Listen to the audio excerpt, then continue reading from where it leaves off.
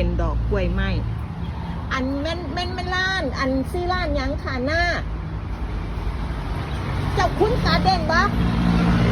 จ้ะอันนี้คือร้านเจ้าคุณการ์เด้นเนาะค่ะพ่อแม่พี่น้อง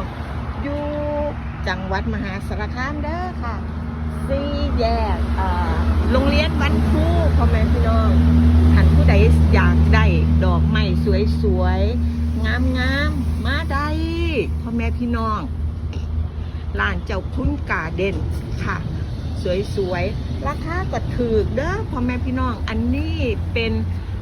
กล้วยไม้ค่ะกล้วยไม้ค่ะสวยงามมากเลยค่ะกล้วยไม้ค่ะมีหลาย